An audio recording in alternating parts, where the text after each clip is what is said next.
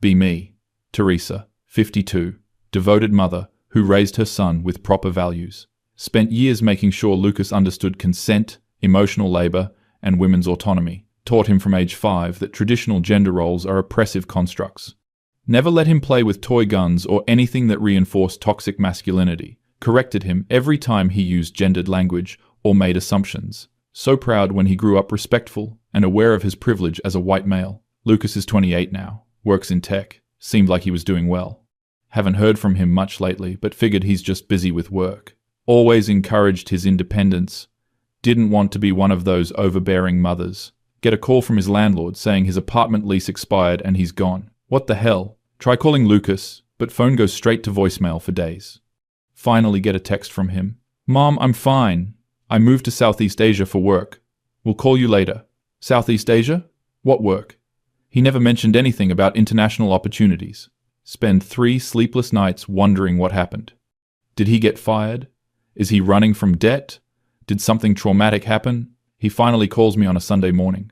Voice sounds different. More relaxed somehow. Immediately start asking questions about why he left so suddenly. It wasn't sudden, Mom. I've been planning this for 2 years. 2 years?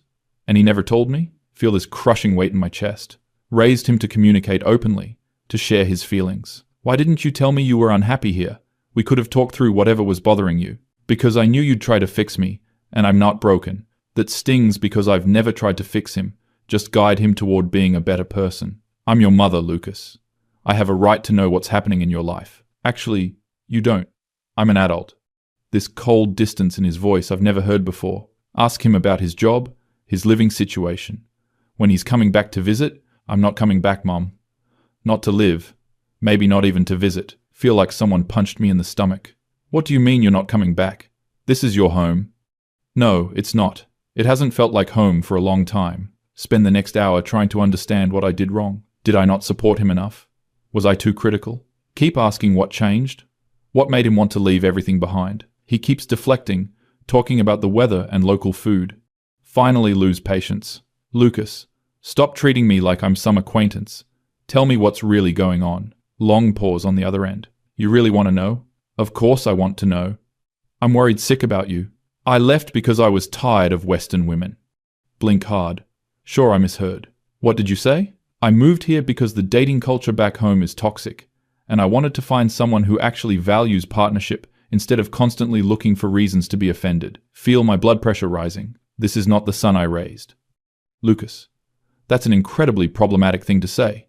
You can't just write off an entire group of people based on, see? There it is.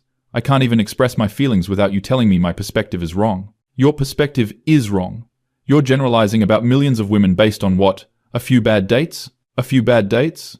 Mom, I spent 8 years trying to date in that environment. Every woman I met was looking for reasons why I wasn't progressive enough, wasn't emotionally available enough, wasn't sharing enough domestic labor, even though we didn't live together. I felt like I was constantly walking on eggshells. This is exactly the kind of thinking I spent his childhood trying to prevent. Those women were probably just setting healthy boundaries and expecting you to be an equal partner. That's not toxic. That's basic respect. Equal partner. Mom, I had a girlfriend who made me apologize for holding a door open because it reinforced patriarchal power structures. Another one who said I was mansplaining when I tried to help her fix her computer, which she asked me to do. He's clearly been influenced by some very misguided perspectives. Lucas, if multiple women were telling you these things, maybe you should examine your own behavior instead of blaming them. There it is again. It's always my fault. It's always the man's fault. Voice getting sharper, angrier. I never said it was always anyone's fault. I'm saying that relationships require self-reflection.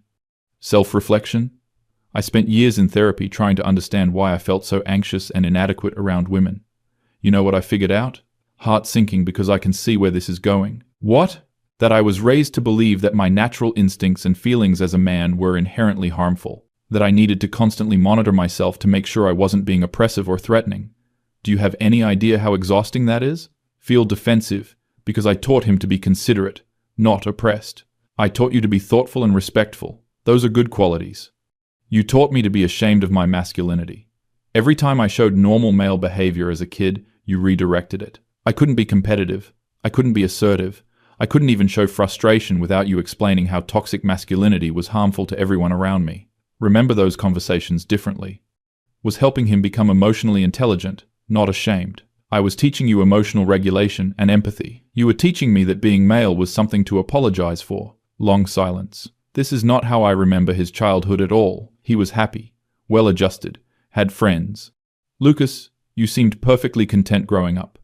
You never expressed any of these feelings before, because every time I tried, you'd lecture me about privilege and perspective. I learned early that my feelings didn't matter as much as making sure I didn't accidentally harm someone else's. That's not what I did. I taught him to consider other people's experiences. I taught you empathy. I taught you to think about how your actions affect others. Those are important skills, at the expense of my own self-worth. Mom, I spent my 20s afraid to approach women because I was so terrified of making them uncomfortable. I overthought every interaction, every text message, every gesture. I turned myself into an anxious mess trying to be the perfect, non-threatening male. Voice cracking now, and I realize he's actually upset. Not just distant, but genuinely hurt. I never wanted you to feel anxious. I wanted you to be confident and respectful. Well, you got the respectful part right. But confidence? I had none. And you know what's ironic? What? The women here don't want me to apologize for existing. They don't analyze every conversation for hidden power dynamics. They don't expect me to grovel for forgiveness when I have an opinion or preference. They actually seem to like that I'm male instead of tolerating it. Feel sick hearing him talk like this.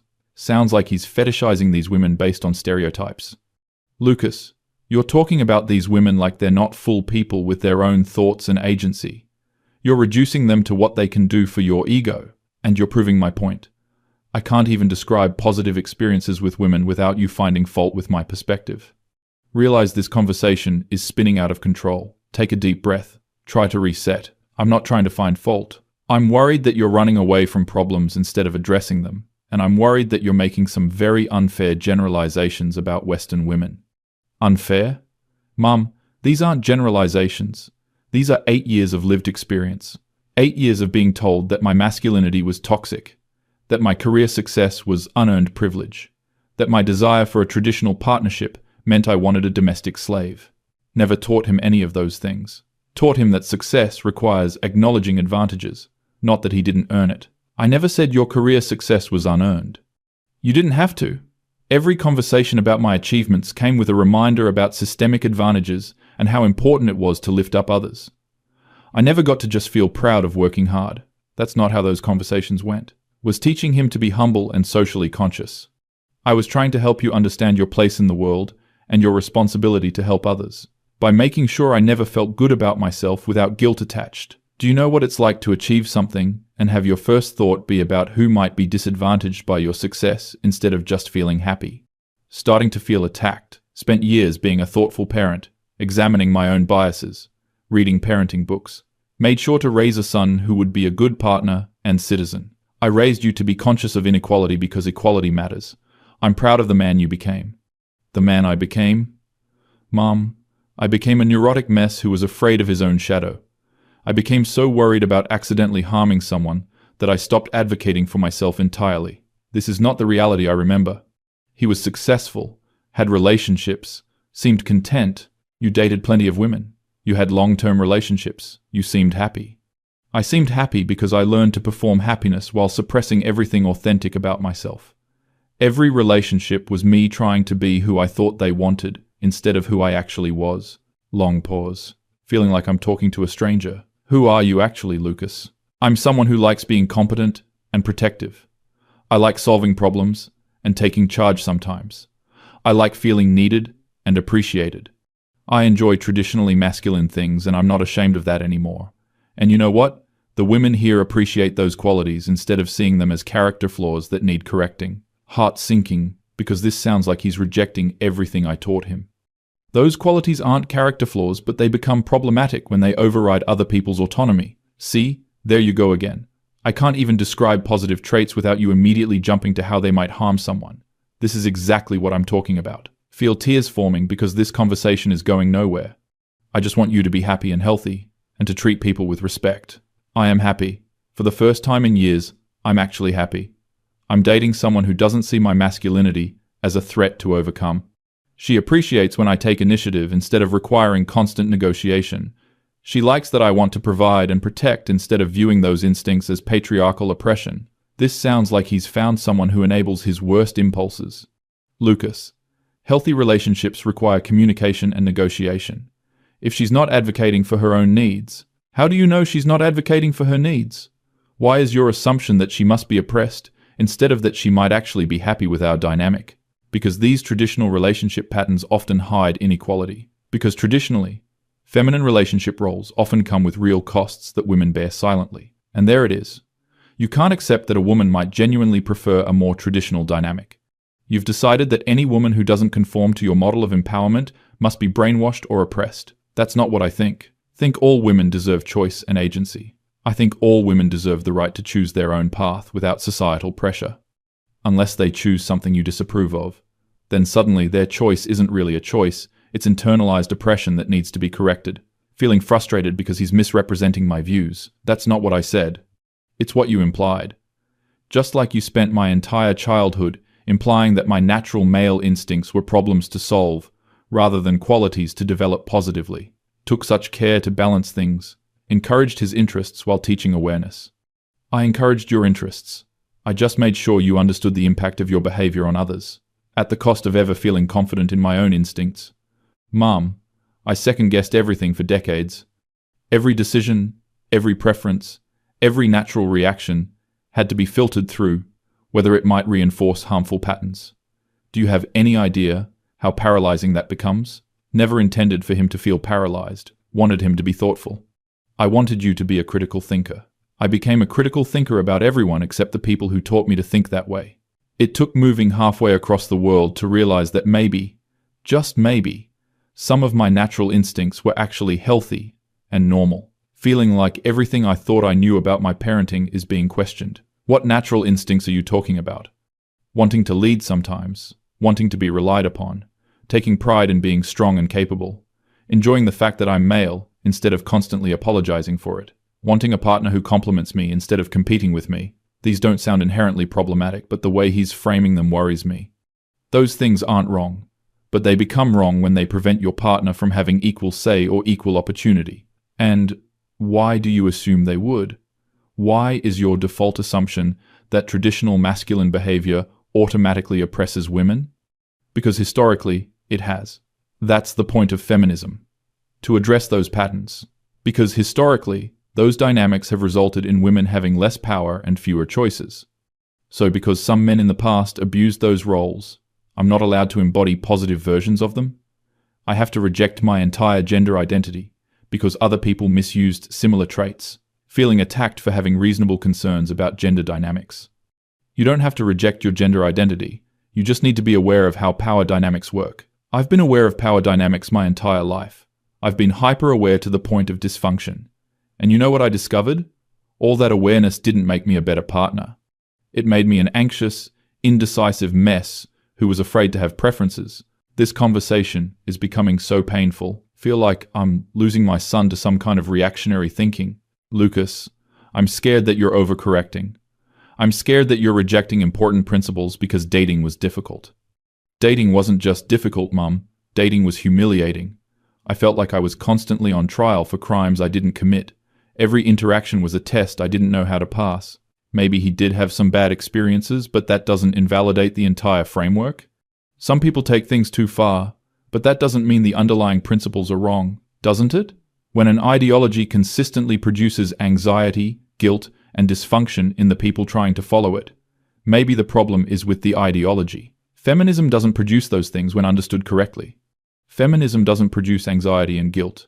Misunderstanding feminism might. So now it's my fault for not understanding correctly? 8 years of therapy, dozens of books, constant self-examination, and I still didn't get it right? Feel defensive because he's attacking something that matters deeply to me. I'm not saying it's your fault. I'm saying that maybe your interpretation was influenced by anxiety, rather than the actual principles. My interpretation was influenced by you, Mum. By 18 years of being taught that masculine behavior was inherently suspect and needed constant monitoring. That's not what I taught him. Taught him to be conscious and respectful. I taught you to be thoughtful about your impact on others. You taught me to distrust myself. And you know what's really sad? I internalized it so completely that it took years of living abroad to realize that most of my instincts were actually fine. Feel like crying because this is not how I remember raising him. I remember a happy child who was kind to everyone. I was kind because I was afraid of the consequences of not being kind. I was helpful because I was afraid of being seen as selfish. I was deferential because I was afraid of being seen as domineering. Everything I did came from fear of your disapproval. That can't be true. We had such a close relationship when he was growing up. We talked about everything. You came to me with problems. I came to you with problems that fit your worldview. I learned early which feelings were acceptable to share and which ones would result in lectures about privilege and perspective, starting to feel defensive and hurt. Put so much thought and care into raising him. I was trying to raise a son who would be a good partner and contribute positively to the world. At the cost of raising a son who felt good about himself. Do you realize I've never felt proud of being a man? Not once in my entire life until I moved here? That hits hard because pride in gender identity seems problematic. Pride in gender identity can become toxic when it's based on superiority over others. And there you go again. I can't even express feeling good about my masculinity without you immediately explaining why it's dangerous. This is exactly the pattern I'm talking about. Feel trapped because I genuinely believe these principles matter. I'm not saying your masculinity is dangerous. I'm saying uncritical pride in any identity category can become problematic. Uncritical? Mom, I've been nothing but critical of my own identity my entire life. When do I get to just feel good about who I am without analyzing the potential negative impacts? Long silence because I don't know how to answer that. Want him to feel good about himself, but also want him to be aware of larger social dynamics. I want you to feel good about yourself within a framework that considers other people's well-being.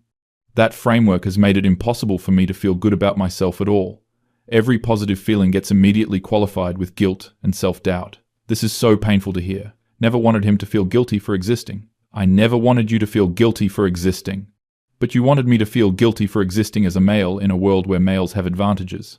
Every conversation about success, relationships, or personal satisfaction came with reminders about privilege and responsibility to others.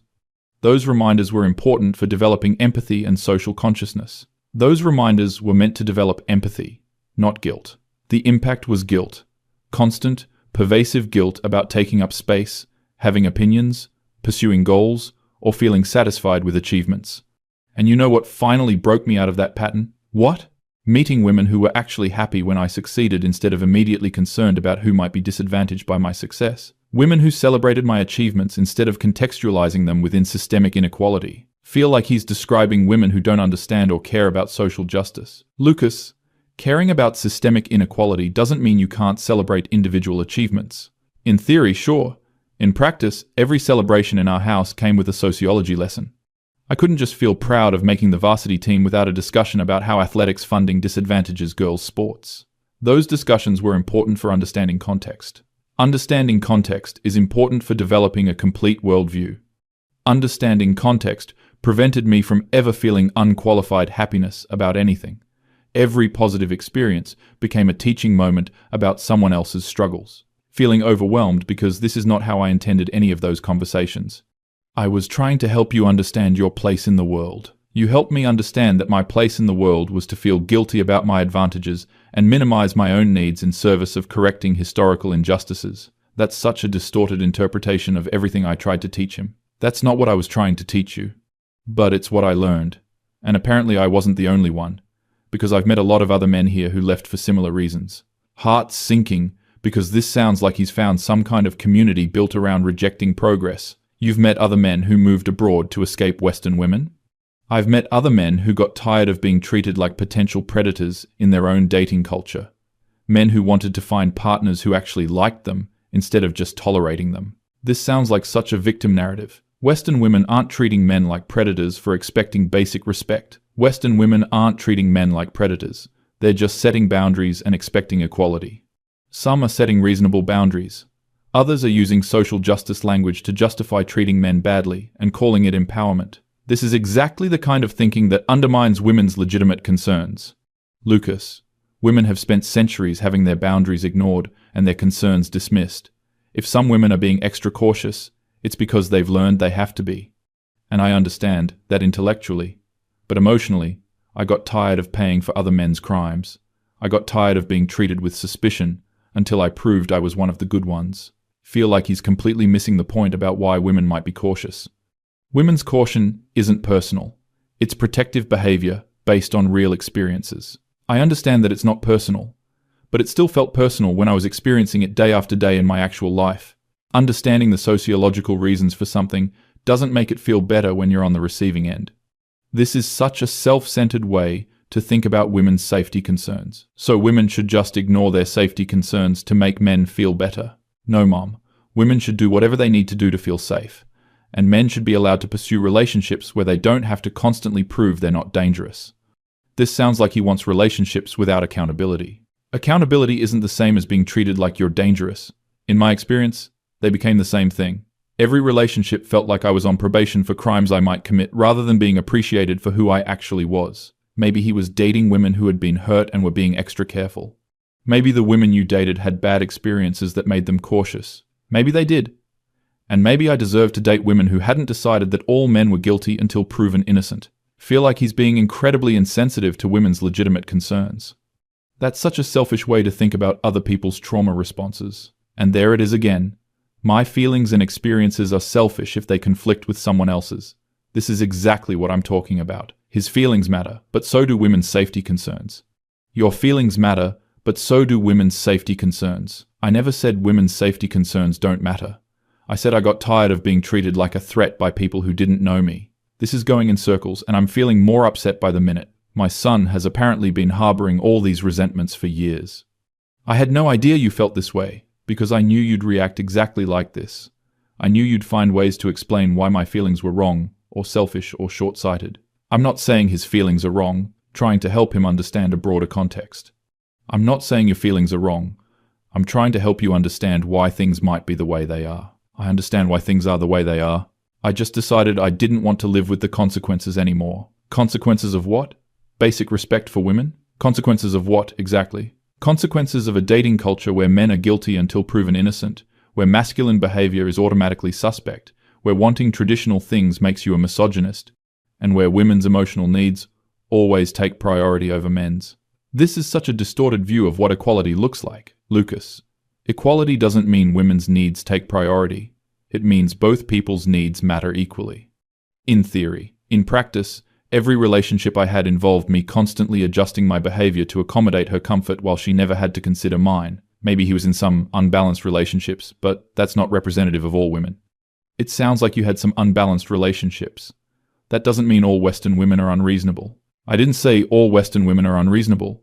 I said the cultural expectations around dating had become unreasonable, and I wanted to find somewhere with different expectations. Feel like this whole conversation has been him attacking everything I believe in. It sounds like you're rejecting the idea that men need to be conscious of their impact on women. I'm rejecting the idea that being conscious of my impact means I'm not allowed to have needs or preferences or boundaries of my own. Of course, he's allowed to have boundaries. Everyone deserves boundaries. Of course you're allowed to have boundaries. Really? Because every time I expressed a preference or boundary, it got analyzed for hidden sexism. I couldn't even say I preferred women who were more traditionally feminine without being accused of wanting to oppress someone. Preferring traditionally feminine women can be problematic if it's based on wanting compliance. Preferring traditionally feminine women can be problematic if the attraction is based on wanting someone compliant rather than appreciating actual qualities. See? I can't even have aesthetic preferences without you psychoanalyzing them for hidden motives. This is exactly what I mean. Feel frustrated because these distinctions matter. These distinctions do matter, Lucas. To you. They matter to you. They don't matter to me anymore. And they don't matter to the woman I'm dating now, and we're both happier for it. Feel scared that he's in a relationship that's reinforcing these problematic attitudes.